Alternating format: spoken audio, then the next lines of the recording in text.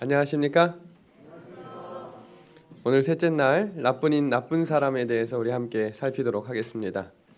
우리 혹시 매월 4일이 어떤 날인지 아신가요? 오늘이 11월 2일인데요. 안전점검의 날입니다. 가스, 소방, 전기 안전점검의 날로 대한민국 정부는 재난 및 안전관리 기본법 제6조에 의거해서 매월 4일은 국민의 안전의식 수준을 높여주는 날로 예방의 날로 만든 특별한 날입니다. 그렇다면 삶의 안전점검을 하는 마음의 안전점검은 언제 하고 계십니까? 매일 하고 계십니까? 제가 질문해 볼게요. 쉬는 것이 쉬울까요? 일하는 것이 쉬울까요? 이거 굉장히 당연한 질문인데 막상 대답하려면 조금 헷갈릴 때가 있어요. 왜 그런가 하면 우리는 일하는 건 배워요. 근데 쉬는 법을 배운 적이 없어. 그냥 집에서 잠을 자면 쉰다고 생각하지만 많은 심리학자들이 집에서 잠을 자는 것으로 마음의 상처는 회복되지 않는다라는 결과가 나왔어요. 그렇다면 도대체 마음을 조정하고 마음을 충전하는 것과는 무슨 차이가 있을까요? 난 괜찮아. 이게 마음의 충전입니까? 마음의 조정입니까? 이건 조정이라 부르는 거예요. 안 괜찮은데 괜찮은 것처럼 생각을 자꾸 하는 거예요. 그럼 도대체 마음의 충전이 뭘까? 여러분, 쉽게 얻는 재미와 어렵게 얻는 재미가 있어요. 쉽게 얻는 재미는 이런 것들입니다. 유튜브, 스마트폰, 영화, 드라마는 쉽게 얻는 재미랍니다. 대신 쉽게 잃어버립니다. 근데 어렵게 얻는 재미가 있어요. 농사, 공부, 성경 공부. 이거는 할 때는 힘들고 잘 안 되는데 한번 그 맛을 딱 보면 그게 정말로 즐겁고 오래도록 지속된다는 사실을 가르쳐 준다는 것입니다.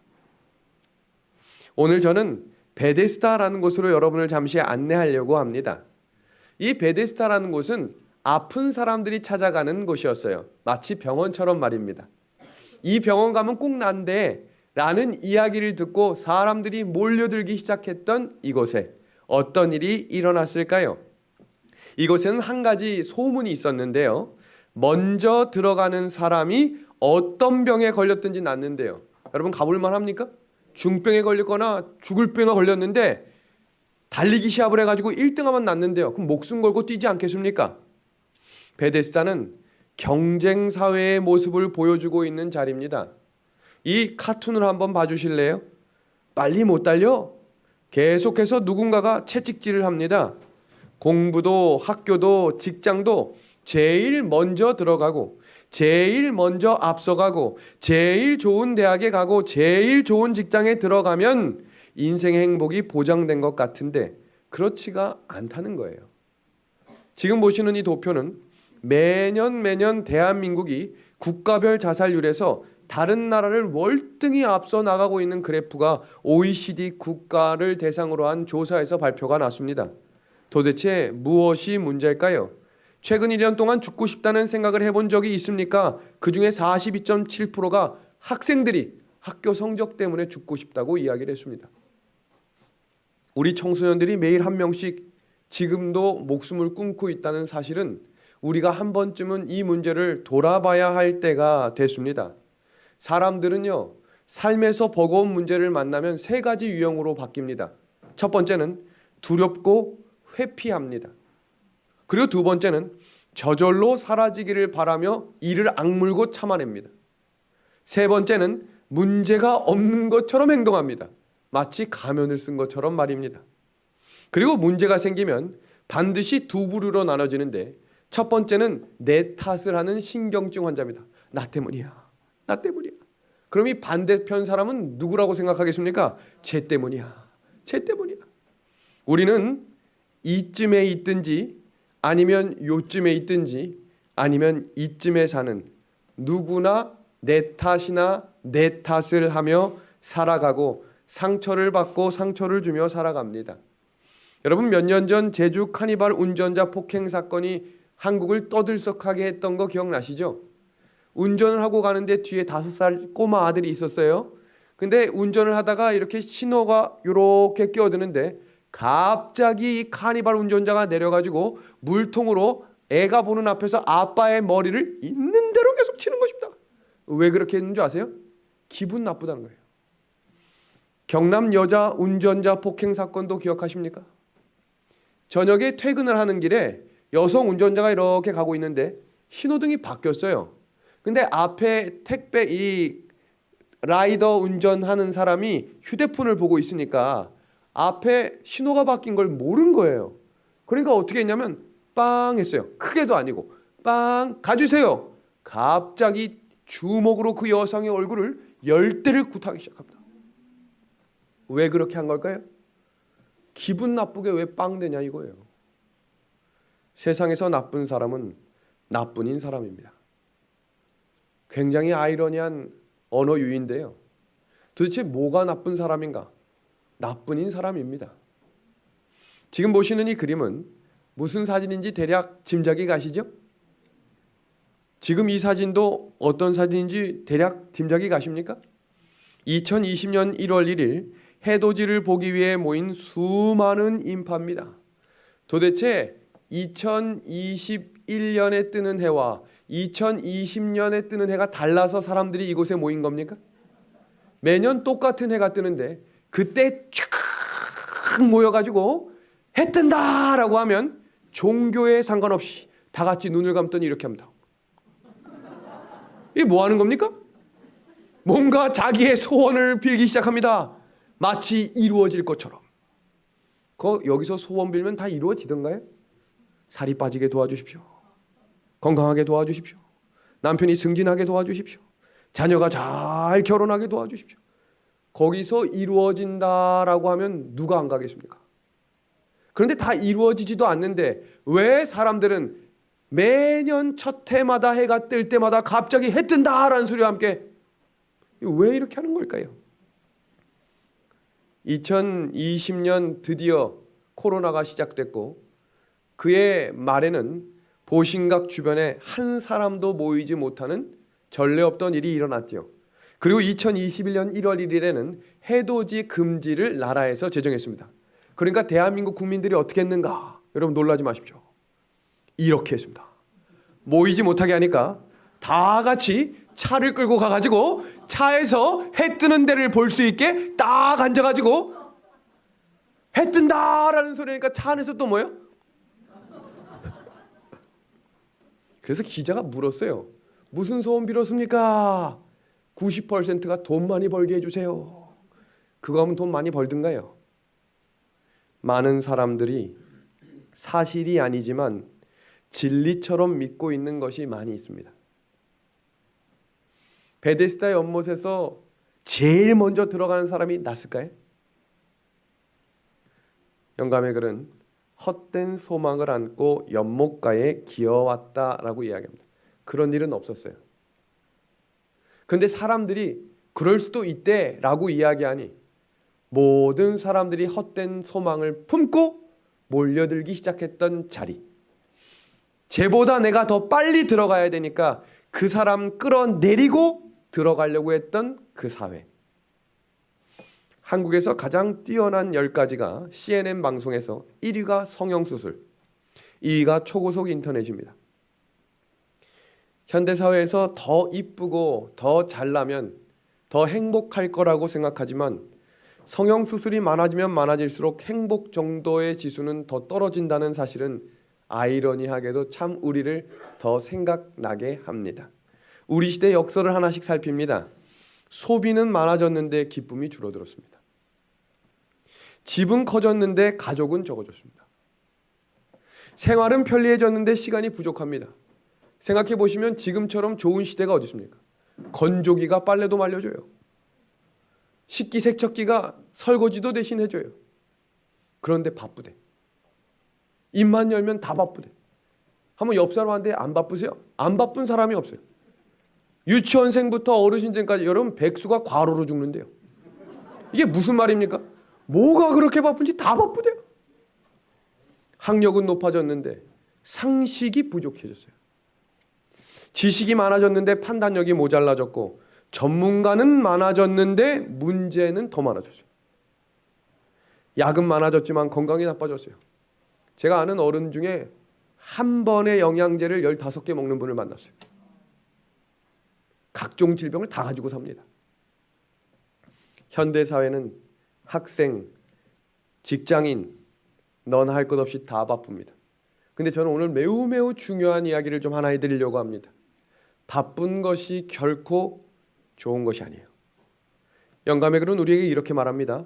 사단은 사람들이 합법적인 일에 있어서도 과도히 행하게 하므로 육체적, 정신적인 힘을 약하게 하길 유도한다.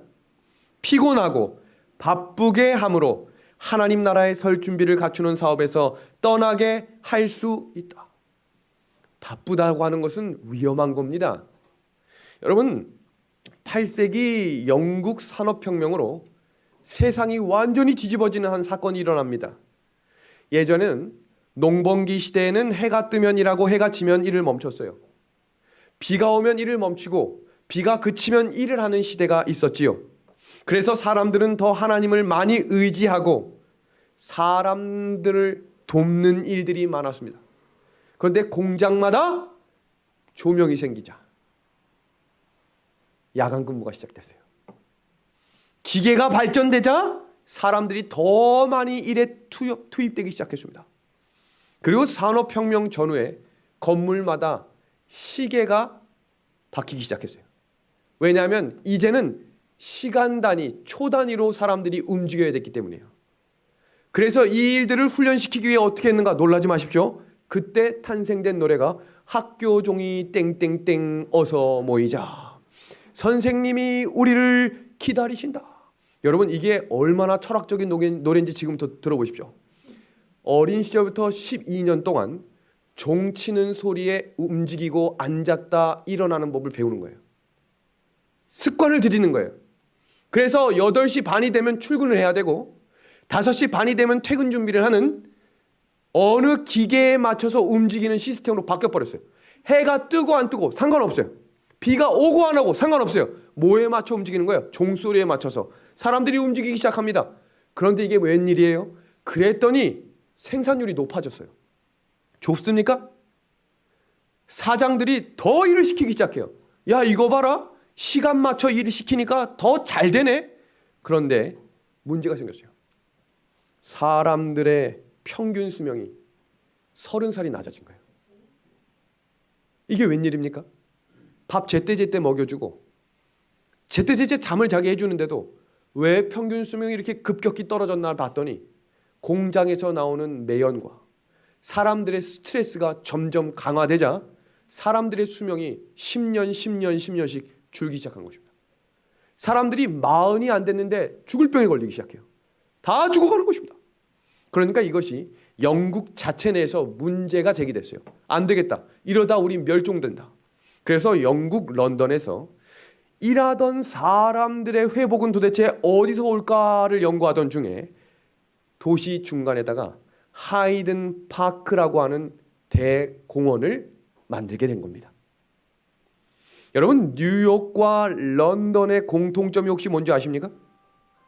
뉴욕이라고 하는 나라는 런던과 로마와 파리 세 개의 도시를 모델로 만든 도시가 바로 미국의 뉴욕입니다. 그러니까 각 도시마다 가장 좋은 것을 끌어다가 합작품으로 만들어낸 도시가 뉴욕이에요. 뉴욕이라고 하는 도시를 구글에서 구글링을 해보면 이렇습니다. 너무너무 촘촘하죠. 완전히 바둑판처럼 돼 있죠. 그런데 놀라운 사실은 뉴욕 중간에 심장과 폐와의 기능을 하는 센트럴 파크가 있다는 거 혹시 아십니까? 여러분, 만약에 이곳에 건물을 지면 얼마나 이익이 많을까요? 그래서 도시 건설학자들이 이 센트럴 파크를 만든다고 했을 때 하겠게요, 못하겠게요? 도시 과학자들 100명 중에 98명이 반대했답니다. 아니, 이렇게 값지고 노른자 땅에 한번 보세요. 끝자락도 아니고 정중앙에다 이 땅을 만들어 놓으면 지금 여기 한 평당 수십억입니다. 근데 이게 평수라면 어마어마하겠죠. 그때 한 도시과학자가 이렇게 말을 합니다. 만약 지금 이곳에 공원을 만들지 않는다면 100년 후에 이 넓이의 정신병원이 세워질 겁니다. 뉴욕이 전 세계에서 가장 바쁜 도시 중에 하나인데요. 점심시간이 되면 모든 사람들이 일을 멈추고 공원으로 나와 산책을 하고 자연을 즐기며 하늘을 바라보며 잠시 쉼을 갖습니다. 그래서 여러분, 사람이라고 하는 단어의 뜻이 안트로포스. 한번 따라해 주실래요? 안트로포스. 사람이란 단어의 뜻이에요. 안트로라고 하는 말은 위를 보다라는 뜻이고요. 포스, 바라본다라는 거예요. 그래서 사람이라고 하는 이름의 뜻은 위를 바라보는 자예요. 위를 바라보는 자. 그래서 여러분, 위를 바라볼 수 있는 존재는 사람이 굉장히 특별한 존재입니다. 그런데요, 여러분, 돼지 아시죠? 돼지.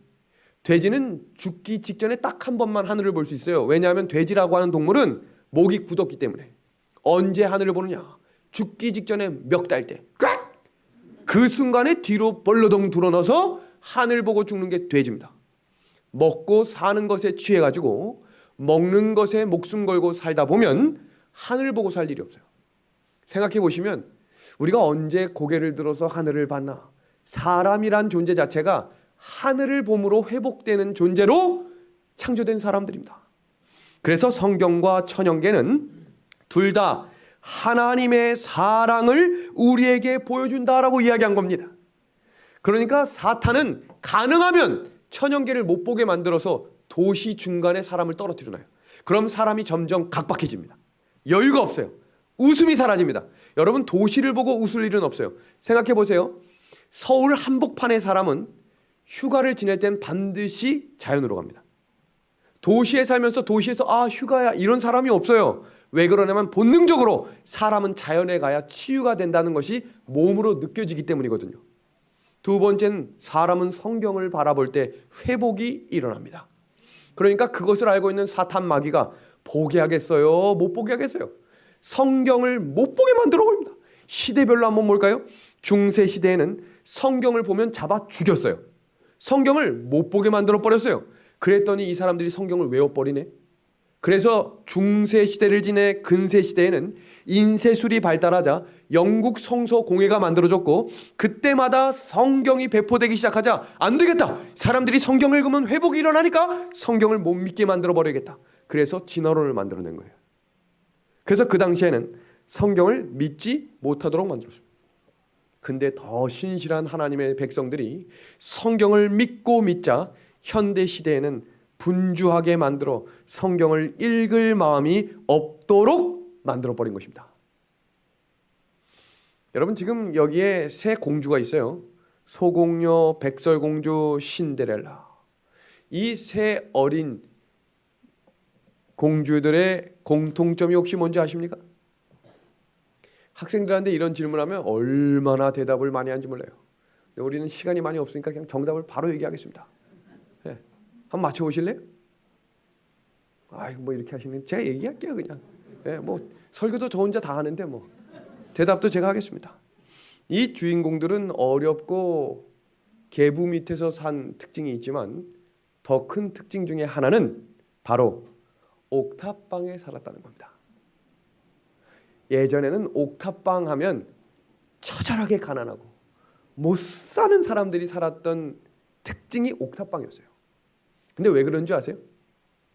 꼭대기까지 올라가려면 힘드니까. 그래서 어린이들이 읽는 이소부화의 옥탑방, 가난한 거예요. 근데 요즘은 펜트하우스. 어디 있습니까? 왜 그게 바뀌었는지 아세요? 엘리베이터가 생겼기 때문이에요. 그 이야기를 지금부터 해드리겠습니다.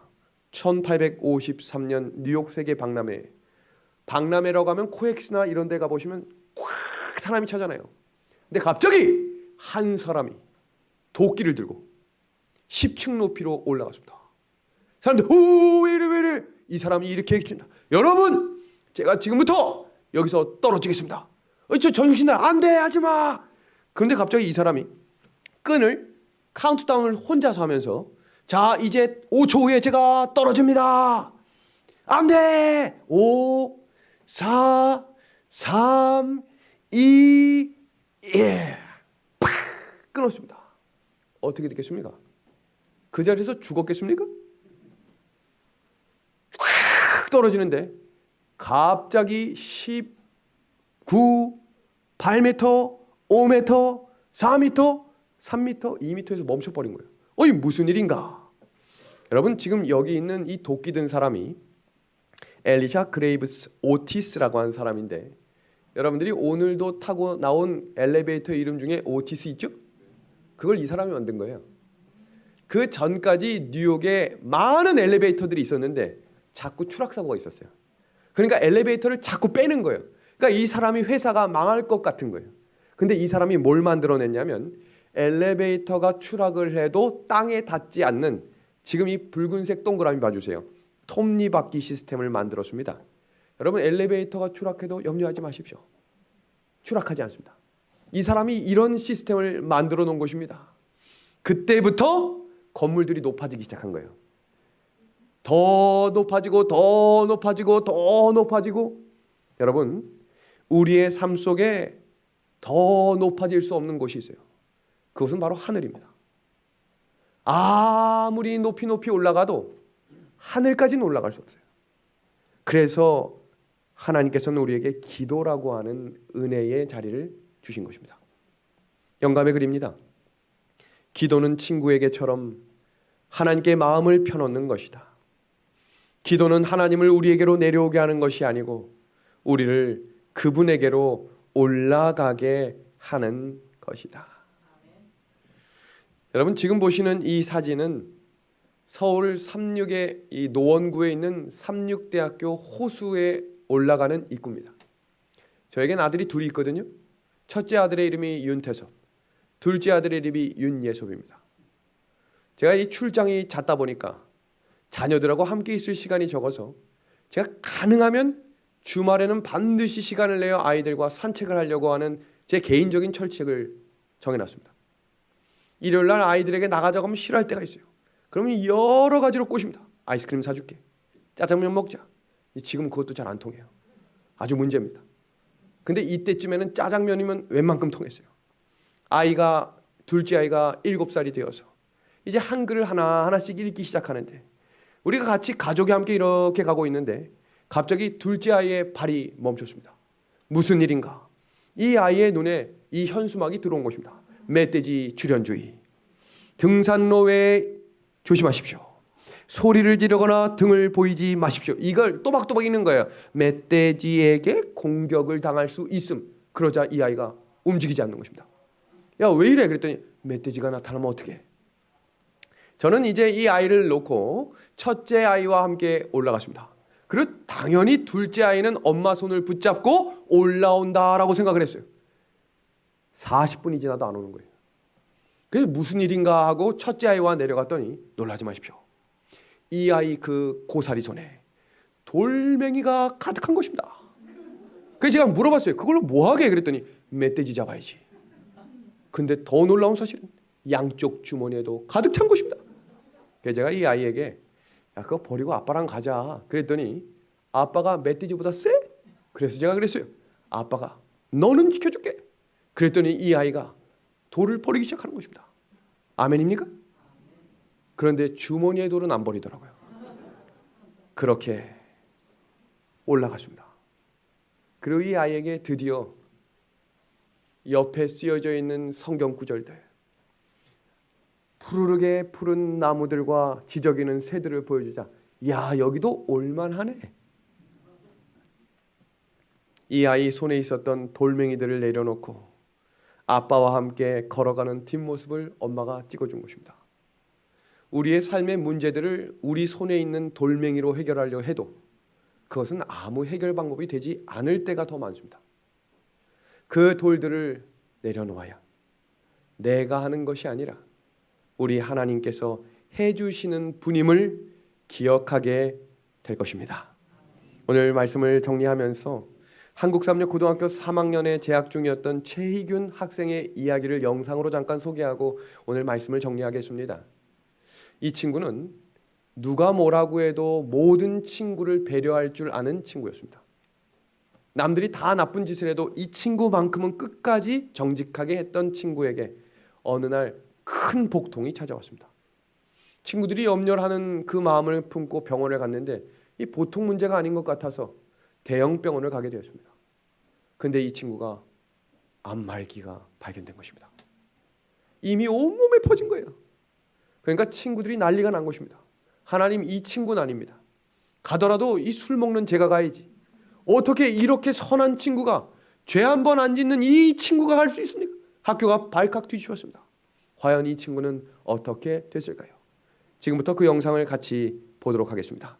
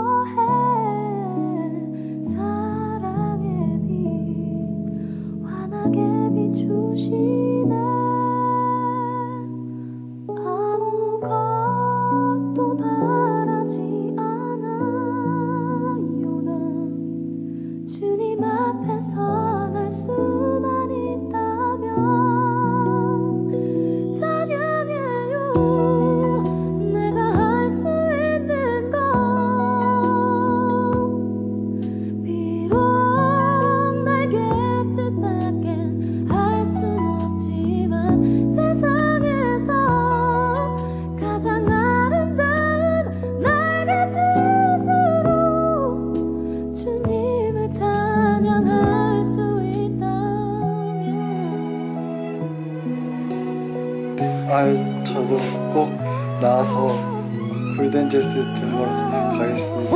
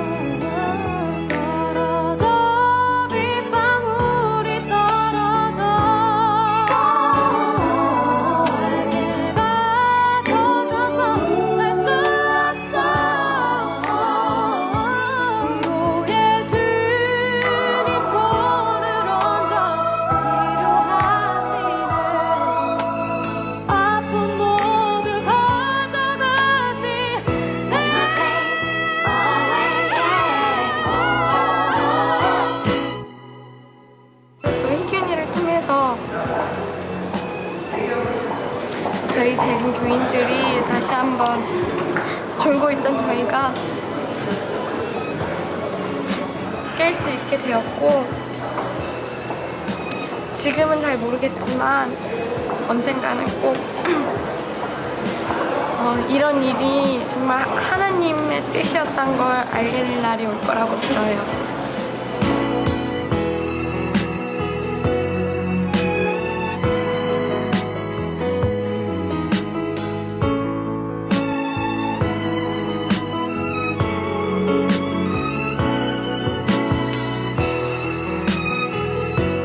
약속할 게 있구나. 네가 사람들 데리고 가서 일말 때 네 앞에 사람들 만나게 해줄게. 이누나 알았지? 아주 조금만 기다려. 아주 조금만이다, 이누나.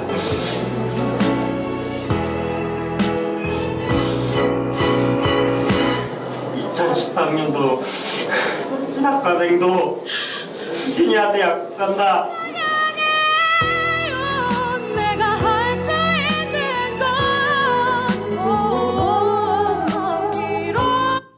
이 최희균이라고 하는 학생은 죽기 직전까지 친구들에게 요청하고 부탁한 게 있어요. 내 대신 복음을 사람들에게 전해줘. 이 아이가 마지막에 남긴 이야기였습니다. 지금 이 친구를 대신해 많은 친구들이 목회자가 되어 지금 이렇게 복음을 전하고 나뿐인 세상에서 예수님이 어떤 분인지를 전할 수 있는 믿음의 동료들이 되었습니다. 믿음의 한 해 가족 여러분, 예수님께서 찾아가신 38년 된 중풍병자, 그 안에 그 많은 사람들이 있었는데 왜 굳이 그 사람을 찾아가셨는가? 그 사람이 그 가운데 최악의 상황 속에 있었던 사람이었기 때문입니다. 예수님은 보기 좋고 가진 것이 있고 남들보다 나은 사람을 찾는 분이 아니라 어렵고 누구보다 힘든 사람을 찾아가셔서 용서와 사랑과 위로를 주시는 분임에 감사를 드립니다.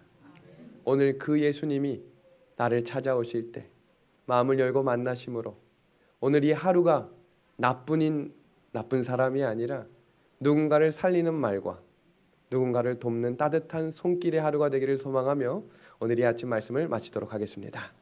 함께 기도하겠습니다. 하나님 우리 아버지, 새 하루를 주시고 오늘도 말씀으로 이 하루를 시작할 수 있도록 은혜 주시니 감사합니다. 우리에게 너그러운 마음과 사랑의 마음을 회복시켜 주시옵소서. 예수 그리스도의 이름으로 간절히 기도하옵나이다. 아멘.